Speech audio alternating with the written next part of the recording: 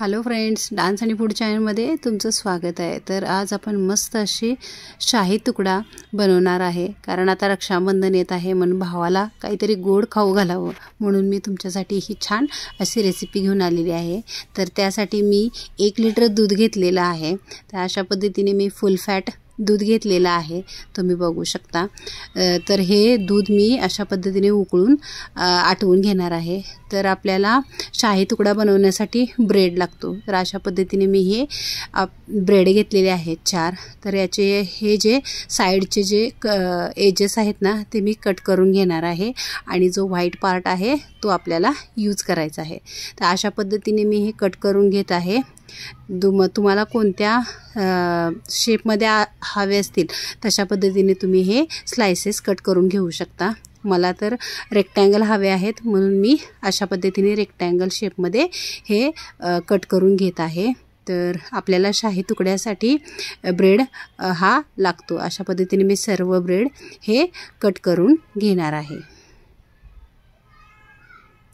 तुम्ही बघू शकता अशा पद्धतीने मी सर्व रेक्टँगल शेपमध्ये ब्रेड कट करून घेतलेले आहे। आता हे आपल्याला तळून घ्यायचे आहेत। जर तुम्हाला तेलात तळायचे असतील तर तुम्ही तेलात सुद्धा तळू शकता आणि तेलामध्ये जर 1-2 चमचे तूप टाकून सुद्धा तळू शकता, पण मी तुपात याला तळून घेणार आहे। तुम्ही बघू शकता इकडे आपले दूध पण छान आटत आहे।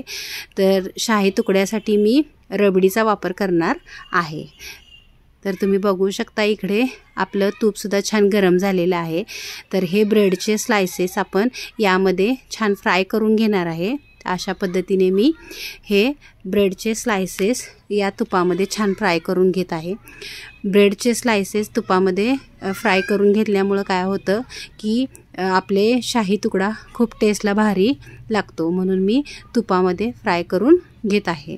तर अशा पद्धतीने मी हे सर्व ब्रेडचे स्लाइस तुपामध्ये फ्राय करून घेणार आहे, असा कलर येऊपर्यंत। तुम्ही बघू शकता अशा पद्धतीने मी सर्व ब्रेडचे स्लाइसेस ब्राऊन तळून घेतलेले आहेत। तर अशाच पद्धतीने आपल्याला तळून घ्यायचे आहेत। आता हे मी थंड करून घेत आहे। इकडे आपलं दूध सुद्धा छान आटत आहे। जर तुम्हाला रबडी करायची नसेल तर तुम्ही यामध्ये कस्टर्ड पावडर टाकून सुद्धा रबडी करू शकता, पण मी दूध आटवून याची रबडी तयार करत आहे। तर अशा पद्धतीने रबडी केल्यामुळे कसं आपल्या शाही तुकड्याला छान टेस्ट येते। आता यामध्ये मी 3 चमचे साखर टाकणार आहे। तुम्ही तुमच्या आवडीनुसार यामध्ये साखर कमी जास्त करू शकता। तर अशा पद्धतीने मी ही दूध छान आटवून घेणार आहे। तुम्हाला जर मिल्क पावडर टाकायची असेल तर तुम्ही यामध्ये मिल्क पावडर सुद्धा टाकू शकता, याने अजून टेस्ट छान येईल। त्याचबरोबर यामध्ये तुम्हाला काजू बदामाचे काप टाकायचे असतील तर तुम्ही आता सुद्धा टाकू शकता, पण मी नंतर टाकणार आहे। आता यामध्ये मी थोडेसे केसरचे धागे टाकत आहे। याच्यामुळे कसं रबडीला आपल्या छान कलर सुद्धा येईल आणि रबडी शाही तुकडा आपला टेस्टला सुद्धा छान होईल। तर अशा पद्धतीने मी ही दूध छान आटवून घेणार आहे। तुम्ही बघू शकता आपली रबडी छान तयार झालेली आहे। जर तुम्हाला रबडीला अजून कलर हवा असेल तर तुम्ही साखर कॅरमलाईन करून यामध्ये टाकू शकता। आता मी ही रबडी थंड करून घेणार आहे।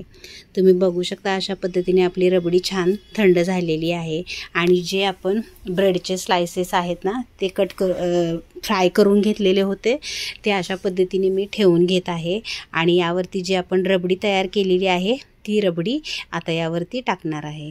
त्याचबरोबर यावरती आपण काजू बदाम त्याचबरोबर पिस्त्याचे कापसुद्धा यावरती टाकणार आहे। त्याच्यामुळे कसे आपला शाही तुकडा टेस्टला छान लागतो। तर अशा पद्धतीने मी परत जे स्लाइसेस राहिलेले आहेत ते अशा पद्धतीने टाकून यावरती परत रबडी टाकून घेणार आहे आणि परत यावरती काजू बदामाचे काप टाकून घेणार आहे।